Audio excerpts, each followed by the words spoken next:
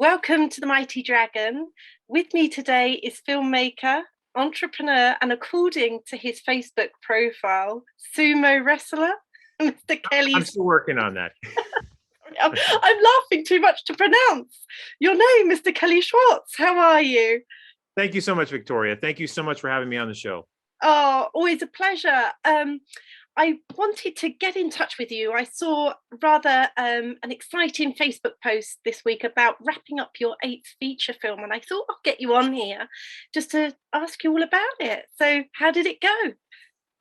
It went well. I mean, considering that we're dealing with obviously the Omicron variant surge here in the United States, around the world, we somehow managed to pull it off. And honestly, I feel like in a lot of ways we threw a Hail Mary, as they say in American football terms.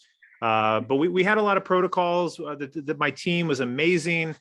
We had such a great team support, and I think everybody was on the mission to make sure that we kept everything safe, healthy, and we were able to run the ship accordingly. And we got it done. And I think it's probably going to be my best work yet. And where can we see your film? What's it called? Yeah, so the movie's called Help Me. It's a psychological thriller about a veteran who's suffering from post-traumatic stress, and through his experiences through that, he's thoroughly convinced that the house is haunted. And so, without giving you any spoilers, there's some supernatural elements to the film. But we have actors Chris Brown and Haley Lipscomb, who are phenomenal cast, and they are just wonderful in this film. So the movie's probably going to be out later, probably at the end of the year, or even possibly in the first quarter of next year. I've told the team and the distribution company that I'm in no rush to get the edit, or like rush through the editing. I really want to take our time. I think we have something special. And with this, is this slightly different from something you've done before? Is it, or is it, no, it's, completely what the Indie Film Factory do?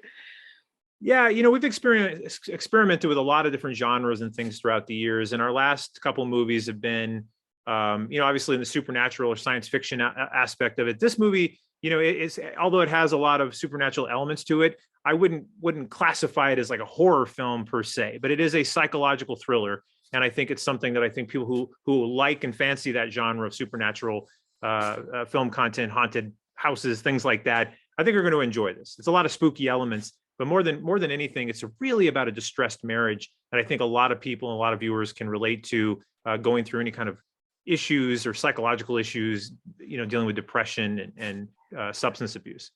And what was your favorite part of the process of putting this film together so far? I would say probably the best part about this thing is working with these two actors. Christopher Brown, who we brought into the film, he worked on our last movie, Abigail Haunting. Just a phenomenal person, yeah. And Haley Lipscomb, who came from LA, we had met her relatively late in the casting process, but these two really just meshed, and it's such a dynamic. And for a director who has to direct an entire movie with a mask on, it was challenging, but these two pulled it off, and it made that whole process just brilliant and wonderful. I was going to ask you, how was 2021 for you, and how did you navigate around the pandemic? How did you overcome the problems that it brought? Yeah, I mean, my day job as a TV and TV producer, I guess, and director, we stayed pretty busy doing a handful of TV shows for History Channel and A&E Network. So we stayed quite busy, and of course, all of our clients have they started to explode with work and opportunities in 2021. So we were able to kind of learn on the job how to navigate through the whole pandemic production process, and we got a little bit of that back in 2020 toward the latter part of the year.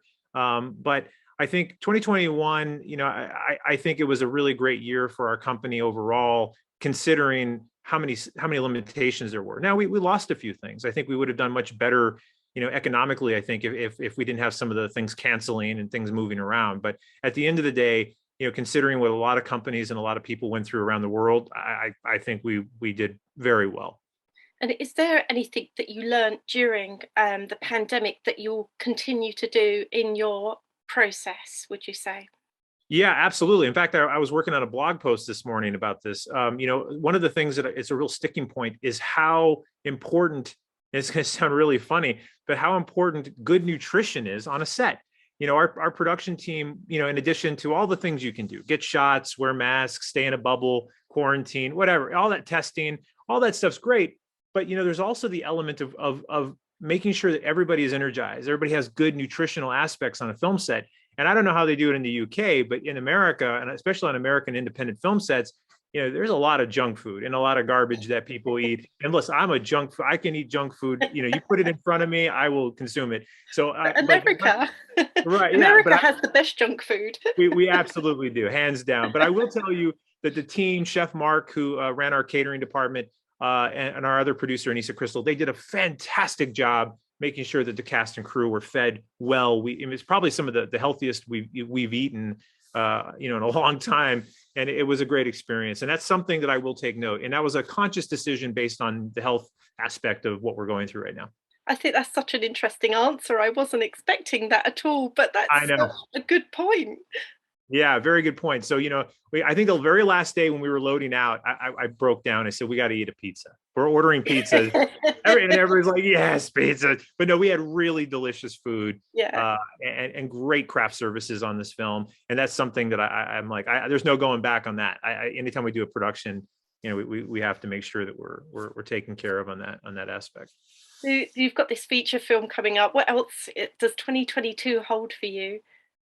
So I'm working on 2 books. I've got another filmmaking book that's in the works right now, and then I'm on a second draft of my second children's book. So I launched a children's series called Myron Pesky and the Basketball Nightmare last year, or actually earlier, right before Thanksgiving, American Thanksgiving holiday in November. And it's done pretty good. And I'm working on a second book of that. It's going to be about a 5 or 6 part series. So it's really fun to kind of work in that space, middle school era, age. Wow. Yeah, and it's cool, and it's the yin and the yang from the kind of movies that I do, because I do a lot of dark and heavy content type films. So this is kind of my way to kind of tap into some of the innocence of childhood and having a kid myself. It's a lot of fun. I totally didn't know that you wrote children's books. So yeah, where can we find them? Is it on the Indie Film Factory? Yeah, well, all my books are on Amazon, so you can get them both in the UK, United States, and you can find them on Amazon. You can just type in my name, search it, and it'll list all the filmmaking books as well as the Myron Pesky book. And I'm hoping to have the Myron Pesky, the second one, which is about bullying. Myron is going to be facing a new kid who's a bully in the school, and it's a lot of fun. And it'll be out hopefully later this year. Okay, that's wonderful. I definitely will be checking that out and getting some for my daughter. She's always got her head in a book, so I will definitely get some for her. This was always going to be short and sweet, Kelly. So thank you for joining me for a super quick catch up here on the Mighty Dragon. And where can we find all your links and news? Go to indiefilmfactory.com. We have a lot of stuff that we post there, and of course on Amazon. Just I say type my name in the Amazon search, and you'll be able to find all the stuff we got out. Okay. Oh, and lastly, I just wanted to thank you so much for sending me your Christmas video clip. Your recommendation for the Russell Crowe ripping off a Santa. I love that. I love contribute to that, and of course, anytime I can plug my favorite movie, LA Confidential. Oh, yeah, absolutely. Thank you so much, Kelly, for joining me today. Have a fabulous Friday. Have a good weekend. Happy Friday. Have a great weekend. Soon. Bye. See you again on the Mighty Dragon.